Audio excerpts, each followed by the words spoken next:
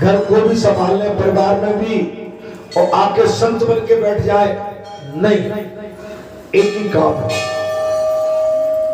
ठीक है, थोड़ी आवाज कम करो। एक ही काम, आवाज गूंज रही है थोड़ा सा। एक ही काम होगा, आप हम अगर सच्चे मन से भगवान से जुड़े हैं तब हमारा कल्याण तय है। समस्त प्राणियों के हित में संलग्न रहने वाले वो संत जी ने, कहा संत जी ने भगवान शिव के ध्यान में स्थिर होकर 15,000 वर्ष तक एक पैर पर खड़े होकर तपस्या की। उनकी तपस्या ध्यान निष्ठा से इंद्र को बड़ा भय हुआ। उनकी तपस्या से कलहंस जी, उनकी तपस्या से इंद्र को डर लगा है और वे कुबड़े तथा नाटे ब्राह्मण का रूप धारण करके कलहंस के आश्रम पे आ गए। अभी पिछले रामचरितमानस में भी कथा चल रही है, वहां भी एक राजा कपटी मुनि एक नगरी साधु बन के महाराज प्रताप भानु राजा को ठगने के लिए और पूरी छाप लगा दी है। अब आगे शनिवार को आपको कथा मिलेगी, पूरी छाप लगा दी। नकली संत, नकली साधु, बनावटी साधु, इनसे आप बचे। जे आप भली बात जानते हैं, मैं किसी पे आक्षेप नहीं लगा रहा, लेकिन आज के युग में छान छान के लेना भाई साहब। अगर घर में दूध भी पीते हो तो छान लो। अब मैंने जो बात क्यों कह दी, एक दिन की बात है, फेक न्यूज वाला नहीं हूं मैं, जो बात कहता हूं वे सब सत्य कहता हूं। बच गए कि नहीं बच गए? कथा कहां से सुनते आप? तो मैं इसलिए कह रहा हूं मेरे बेटाओं, दाल को भी भले तुम्हारी कितनी भी हो, लेकिन जब डाल रहे हो ना कुकर में, देख लो। चावल अपने उसमें हंडी में डालने से पहले देख लो। आटा छानकर मारने से पहले आटा भी देख लो।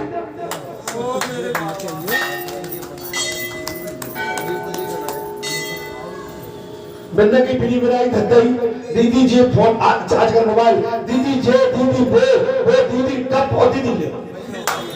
अच्छा, और महाराज वहां देखा भी नहीं है कि इसमें जहां मैं चेयर तो नहीं चलोगे घूमे। हम आप देख के काम नहीं करते तो उसमें हम धोखा पाते हैं। और देखिए महाराज, ये महान पुरुषों के साथ धोखा हो जाता। आज नवरात्रि का दिन है, मैंने कई बार कहा है, ये शरीर मरा हुआ जिंदा बैठा है सवेरे, माने इस शरीर में से प्राण निकल चुके थे। मैं आपसे झूठ नहीं बोल रहा, एक बार नहीं दो बार, लेकिन उसके बाद ये शरीर इतना बेसर हो गया है कि ये मिट्टी में मिलता ही नहीं। मैं हकीकत बता रहा हूं, आपने मौत को नहीं, आपने केवल किस्से सुने होंगे, मैं आपको हकीकत बता रहा हूं कि मैंने मौत को आते और जाते देखा। और प्राण कैसे निकलते हैं, जब जीव के प्राण कैसे निकलते हैं और जीव कैसे कराता है, मैंने इसका कटु अनुभव किया। कटु अनुभव। अब बताइए, जो इतनी अबा में घुस के, अबा में महाराज, अबा में घुस के भी और जिंदा निकल आए तो वो कितना ठुका पिटा होगा। महाभारत के टाइम की बात है, 18 दिन महायुद्ध हुआ। भगवान जा रहे थे रथ पर सवार सारथी बन के, अर्जुन बैठे, एक चिड़िया ने अंडे दे दिए। भगवान ने अपने संकल्प मात्र से चामुक से एक हाथी का घंटा गिरा और हाथी के घंटे को उन चिड़ियों के अंडे को ढक दिया। घंटे से क्या किया? हाथी के घंटे से चिड़िया ने जो अंडे दिए थे उसको ढक दिया।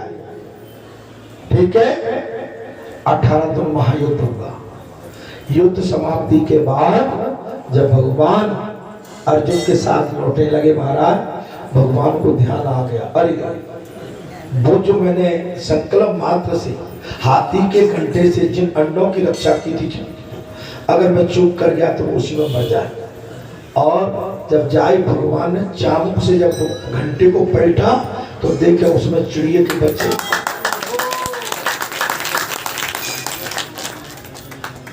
अर्जुन आंख फाड़ के,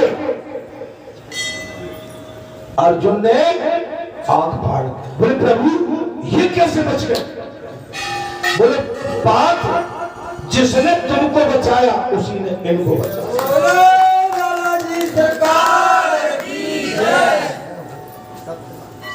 तुमको किसने बचाया? तो भगवान की लीला बड़ी अपरंपार है। अरे तुम लोग अल्प आयु वाले की आयु बढ़ा दे, वो मुर्दे में जान डाल दे, वो लंगड़े को चला दे, गूंगे से बुलवा दे और बहरे से सुनवा दे, वो जो चाहे तो करवा। आप समझ सकते हो, लेकिन कब आपकी तपस्या निर्मल है, तब आपके मन में कोई खोट नहीं है, तब आप हर जगह सच्चाई की थाली परोसते हैं, तब महाराज थाली कैसी? सच्चाई की थाली। आपकी थाली में सच्चाई होना चाहिए, आपका कोई बिगाड़ने वाला नहीं। आप अर्थात एक पैर से खड़े हैं, उनकी तपस्या और ध्यान निष्ठा से इंद्र को बड़ी पीड़ा हुई है। इंद्र ने महाराज एक कुबड़े तथा नाट्य ब्राह्मण का रूप धारण करके कलहंस के आश्रम पर आ गए। वहां पहुंचकर उन ब्राह्मण ने पूछा, तपोधन आप किस उद्देश्य से तपस्या करते हैं?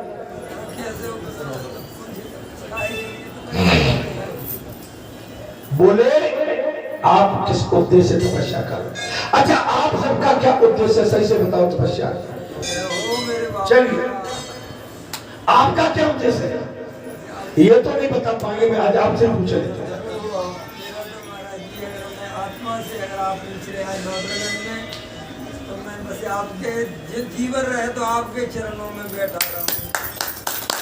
चलिए कल्याण भगत आपकी सोच पाने, जो भी आपने अपनी ब्रह्म वाणी से बोला है वो आपको एवं अस्तुमान कैसा ही हो, ठीक है। माने हमारा उद्देश्य अपने घर परिवार के लिए नहीं, केवल राष्ट्र के कल्याण के लिए।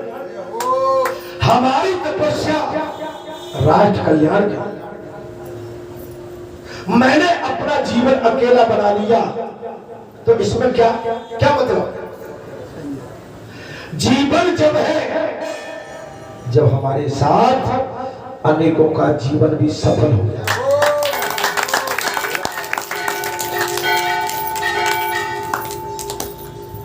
अब हम थोड़ी देर के लिए चमत्कारी बन जाए कहीं जाके, तो थोड़ी देर के लिए चमत्कारी तो बन सकते हैं, लेकिन वो स्थायी तो नहीं है, वो अस्थायी है। एक न एक दिन हम उसी बात को बार बार रिपीट करेंगे तो वो बात खत्म हो जाए। या तो हर दिन नई बात मिलती है, हर दिन नई बात आई। तब महाराज कलहंस ने हंसते हुए कहा, और ऋषि ने क्या कहा हंसते हुए? बोले महाभाग मैं आपको जानता हूं। क्या कहा महाराज? अरे आप कहां चले गए? नहीं नहीं आप चले गए, चले गए कौन के हाथ? चले गए। अरे महाराज कहां पहुंच गए? नहीं नहीं गड़बड़ में हो फिर। आपने मांगा तो ठीक, लेकिन मांग के मिलने के बाद आप कहीं छरक गए। आपने कथा को नहीं सुना। कलहंस ने हंसते हुए कहा, महाभाग मैं आपको जानता हूं। किससे कहा? इंद्र से।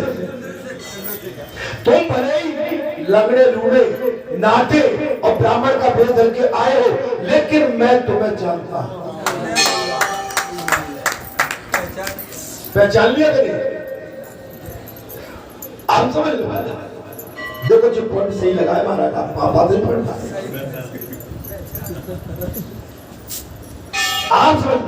आप देवताओं के स्वामी इंद्र है, साहब कह दिया। भले ही भेद छिपा के आए हैं, कल हंस ने साफ कह दिया आप देवताओं के स्वामी इंद्र हैं। मैं आपको इंद्र पद नहीं चाहता, मैं आपका, आप डरो मत, मैं इंद्र पद नहीं चाहता, डरो मत, आप इच्छा अनुसार राज कीजिए। आप सब तपस्वी अपनी अपनी तपस्या कीजिए, आप किसी को डरने की कदापि आवश्यकता नहीं है। जहां जो जितना खरी तपस्या करेगा उसको उतना ही भगवान आशीर्वाद देंगे। जो जितनी खरी तपस्या करेगा, इस पूरे संत समूह में आप जितना अच्छे से अच्छा खरा काम करेंगे निर्मल, उतने परमात्मा आपको खुले दोनों हाथों से आशीर्वाद देंगे। लेकिन दिखाने के लिए तपस्या करेंगे तो भगवान मुझे स्वीकार। महाराज जहां में बात तो हुई चल रही, ये तो उदाहरण है, जे हम आप पर लागू होता है कि हम कितने खड़े रहे। जैसे अगर आपके ऊपर कोई नायक खड़ा है और नायक जब तक खड़ा है जब तक तो हम गन लेके बिल्कुल तैयार खड़े हैं, और नायक गया सो गन नीचे धर के, कैसी रही, खूब रही।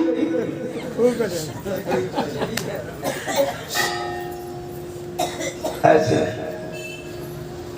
नायक हो या न हो, हम अपनी ड्यूटी पे सतर्क खड़े हो। हमने ये गेरबा धारण की है, अगर गेरबा धारण करने के बाद बिल्कुल सावधान, और जब आपको कहीं आश्रम में विश्राम करना है, एकांत में चले जाओ जहां आपको कोई देखे नहीं। अभी मैं कहीं था, मुझसे बोले थाली, मैं 4 गोरा भी ढंग से नहीं खा पाता हूं। क्यों कि आप खड़े क्यों? भाई मुझे एकांत चाहिए, भोजन करने के लिए मुझे एकांत चाहिए। जहां मुझे कोई मेरे भोजन करते समय मुझे कोई देखे नहीं, मुझे कोई निहारे नहीं।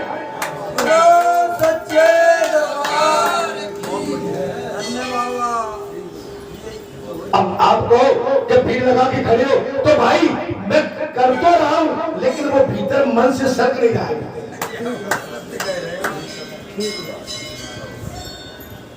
जब कोई एकांत में संत सो रहा है, आप उसको डिस्टर्ब मत करो।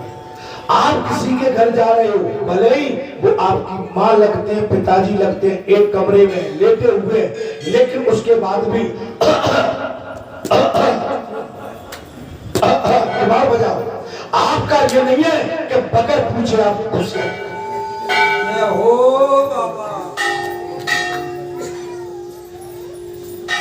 कोई बगैर कैसा भी हो, आप खटखटा के खुशी, भले ही आपका खास बेटा क्यों न हो। मैं तो बेटे के लिए भी कहता हूं कि माता बता के तो पहले कुंडी बजाए, कुछ करे, इशारा करे, तब अंदर प्रवेश करे। ये मर्यादा है। घर का कोई खास आदमी है, अगर गेट से बाहर भी आता है तो पहले खास ले, समझ ले। ये नहीं कि जहां बड़े बूढ़े बैठे हैं और तुम डायरेक्ट आके बाहर खड़े हो गए। ये अशोभनी, अमर्यादित बात है। मैं कुछ गलत तो नहीं बोला भाई? हम कैसे बैठे, हम क्या चर्चा कर रहे हैं? चलिए यहाँ, और आप अपना मान के आए के बाद ठीक है, लेकिन आपको आना नहीं था।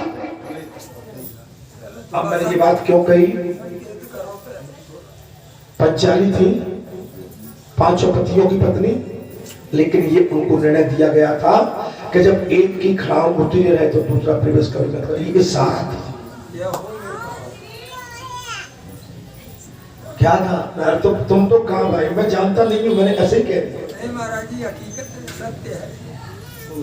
मर्यादा कोई चीज होती है मेरे भाई। मुझे तुम्हारा इंद्रपद नहीं, आप इच्छा से राज कीजिए, मैं महादेव जी की आराधना करता हूँ। मैं तो भोलेनाथ की मैं तो भगवान शंकर की आराधना करता हूँ और किसी देवता की नहीं। तब महर्षि का ये वचन सुन इंद्र बोले, महाभाग आप मुझसे वर मांग लो। तो आज मन में ठीक जब बता दिया नहीं तुम्हारा मुझे इंद्रप्रस्थ नहीं चाहिए, तो बोले अब वर मांग। महाराज मांगिए, जिससे मैं आपको शंकर जी का दर्शन होगा। इंद्र ने साफ कह दिया, महाराज आप मुझसे वरदान मांग लो जिससे आपको भगवान शंकर का।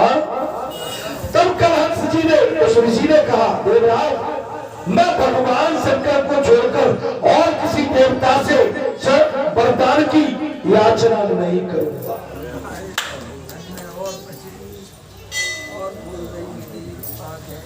मैं आपसे कुछ नहीं, इंद्र, मैं भगवान शंकर के अलावा किसी से नहीं मांगा। अन्य किसी देवता से मैं वरदान की याचना नहीं करूंगा। उनके ऐसा कहने पर इंद्र संपूर्ण कामनाओं से संपन्न होकर लौट गए और कलहंस की पराभक्ति की जानकारी महाराज जानकर देवाधिदेव महादेव उन्हें अपने नीलकंठ त्रिलोचन स्वरूप का प्रत्यक्ष दर्शन करा दिया। बोलो शंकर भगवान की जय। अपने त्रिलोचन स्वरूप का दर्शन करा। इंद्र ने वरदान और भगवान शंकर ने अपने त्रिलोचन स्वरूप का दर्शन कराया। महादेव जी का ये स्वरूप देखकर मुनि श्रेष्ठ कलहंस ने साष्टांग प्रणाम किया। क्या किया? साष्टांग प्रणाम किया और इस प्रकार उनकी स्तुति की। कैसे? महादेव मैं आपको नमस्कार करता हूं। इस तरह से महाराज कलहंस जी ने भगवान शंकर की स्तुति की। देखिए आपको स्तुति तो करना पड़ेगा। जब भगवान प्रकट होते हैं ना, तो आपको उनकी स्तुति और उनकी आरती उतारना ही पड़ेगा। महाराज महादेव मैं आपको नमस्कार करता हूँ। नीलकंठ हे त्रिलोचन मैं आपको एक बार नहीं बारंबार नमस्कार करता हूँ। और आप कल्याण स्वरूप और परम शांत है। आप कल्याण स्वरूप भी है और परम शांतवान है। आपको नमस्कार करता हूं। और ऋषि ने कहा, हाथ में त्रिशूल धारण करने वाले महादेव मैं बारंबार आपको नमन करता हूं। सबको जन्म देने वाले भगवान सबको मैं हजारों बार नमस्कार करता हूं। अच्छा हम आए बस एक बार बाबा के पैर छूए, एक बार नहीं। आप जब आते हैं ना महाराज, एक बार नहीं अगणित बार नमन करिए भगवान, अगणित बार उनके चरणों में, एक बार नहीं अगणित बार। मैं आपको बताता हूँ कैसे। अगणित बार, अगणित बार। बोलो सच्चे दरबार की जय।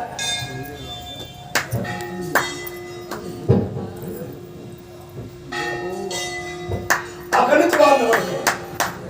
आप एक बार के बाद चाहें कि हमारा कल्याण हो जाएगा, असंभव हो जाएगा। आप जितनी बार नमन करेंगे उतना परमात्मा को अच्छा लगता है।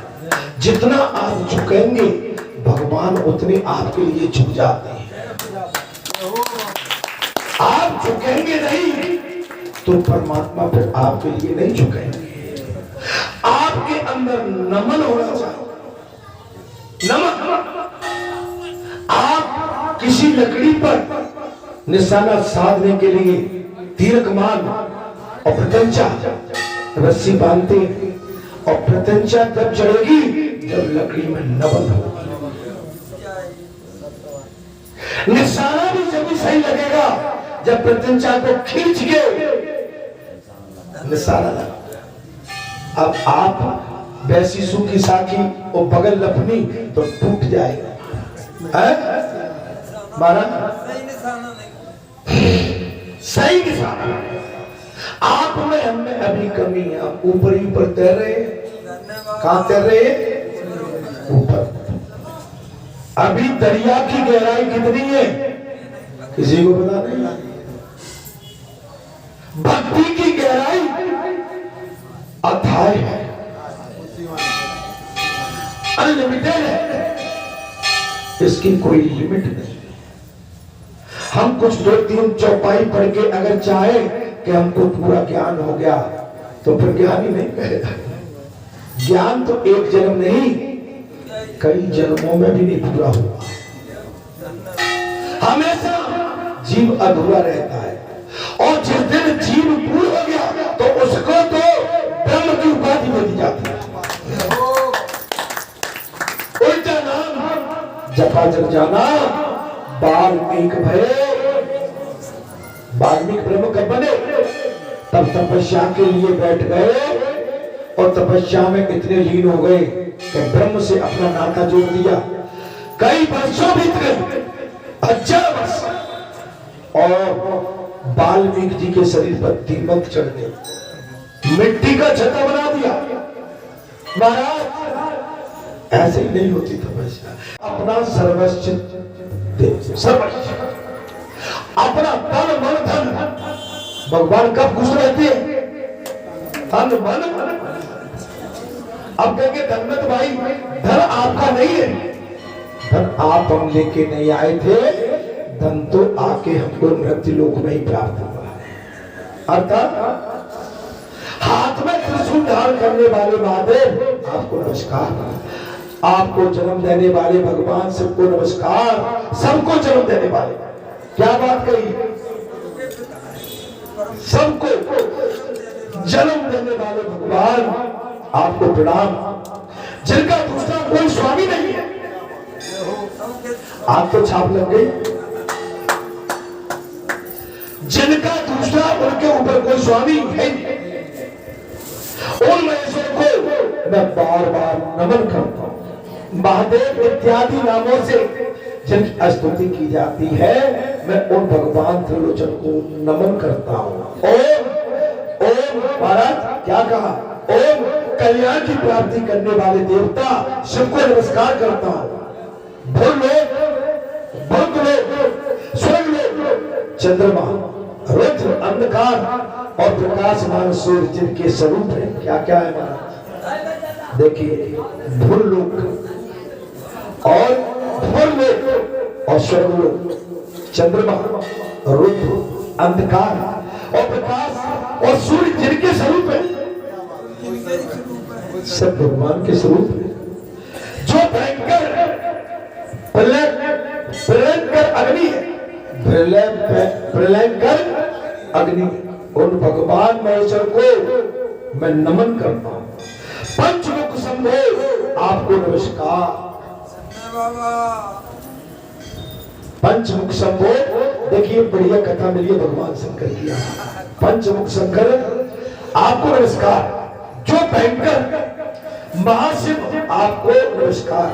ब्रह्मा जी का लोक, पद और पाताल जिनका स्वरूप है, ब्रह्मा जी का लोक, बल और पाताल जिनका स्वरूप है, तथा जिनके कंठ में नील चिन्ह शोभा पा रहा है, उन भगवान शिव को मैं बारंबार नमन करता हूं। ऋषिवर ने कहा ब्रह्म, शर्व, सुरेशान, हरि तथा हर, आप नामों से जिनके ही स्वरूप बोध होता है, उन भगवान शिव को मैं बारंबार नमन करता हूं। ज्ञान शक्ति पीठ, क्रिया शक्ति चराचर, महाराज जगत स्वरूप आपको मैं नमस्कार करता हूं। प्रभु, आप ही पाताल निवासी, हाटकेश्वर अथवा स्वर्ण रूप, स्वर्ण स्वरूप, और आपको मैं नमस्कार करता हूं। हे उमानाथ, मैं आपको नमस्कार करता हूं। उमानाथ, ठीक है, मां भगवती का आदर भी है। हे उमानाथ, मैं आपको नमन करता हूं। ब्रह्मा विष्णु महादेव एवं सर्वज्ञ परमात्मा आप ही है। तीनों रूपों में आप तीनों रूपों में ब्रह्मा विष्णु एवं महेश। आपको नमस्कार। आप सभ्यो जात अघोर एवं तत्पुरुष कहलाते हैं। आपको बार बार नमन। आपके द्वारा ये संपूर्ण चराचर त्रिलोक की व्याप्त है। आप आदि मध्य तथा अंत स्वरूप है और कली एवं काल स्वरूप भी आप है। कली भी है और काल स्वरूप भी आप है। आपको नमस्कार करता हूं। जिन्होंने उन ऋषि बनने भगवान शंकर की विभिन्न प्रकार से स्तुति की है। हे नीलकंठ, हे नीलकंठ।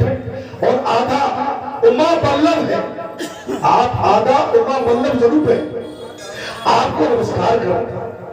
महाराज सर्पों को यज्ञोपवीत धारण करने वाले आपको नमस्कार। और अहंकार, ये 8 तत्व आपकी 8 मूर्तियां हैं। 8 तत्व आपकी 8 मूर्तियां हैं। अष्टमूर्ते हे भगवान शंकर, मैं बारंबार आपको नमन करता हूं। आप ही सूर्य, अर्मा, भग, त्वष्टा, पूषा और अकर, सविता, रवि, गमिस्तमान, काल, कृत्य, मृत्यु एवं प्रकाश करने वाले हे दाता, ये 12 आदि स्वरूप आपके हैं। पृथ्वी, जल, तेज, वायु, आकाश भी आप है। आज आप कथा को ध्यान से सुनिए। भगवान शंकर का पूरा विश्व स्वरूप है। भगवान शंकर का ही ये पूरा विश्व स्वरूप है। चंद्रमा, बृहस्पति, शुक्र, बुध, मंगल भी आपका ही स्वरूप है। चंद्रमा और बृहस्पति, शुक्र, बुध एवं मंगल भी आपका ही स्वरूप है। इंद्र, विश्ववान, दीप्तांशु, सूर्य और सूची, अग्नि, शौर्य, विष्णु तथा जगनेश्वर राजा भी आप ही है। आप राजाओं के भी महाराजा आप। विष्णु और ब्रह्मा आदि देवता आपकी ही कला है। आपकी ही कला है। इसलिए मैंने कहा भगवान शंकर स्वरूप है। ये सारी सृष्टि भगवान शंकर में है। भगवान चारों वेद, कुबेर, यमराज भी आपके ही स्वरूप है। चारों वेद कौन कौन से? कुबेर, यमराज, ये चारों आपके ही स्वरूप है। कला, काष्ठा, मुहूर्त, पक्ष, मास, ऋतु और समक, बस्तर आदि काल चक्र भी आप ही है। जी महीने, जी आषाढ़, जी भादौ, जी क्वार, जी कार्तिक, अगैन, पूष, माघ, फागुन, चैत, वैशाख, ज्येष्ठ, आगे 12 है जी आप ही है। आप ही महाराज, आप ही आप। भगवान सर्वेश्वर है शंकर। विभावसु, अग्नि, पुरुष, अंतरात्मी, श्वासवत योग, व्यक्त, अव्यक्त, सनातन परमेश्वर, लोकाध्यक्ष, सुराध्यक्ष, विश्वकर्मा, अंधकार निवारक और जल के अधिष्ठा, बल, शीत राशि, मेघ, जीवन रूप और जल, शत्रु सतत, भूत यज्ञ और भूतनाथ भी आप है। महाराज जल भी आप है।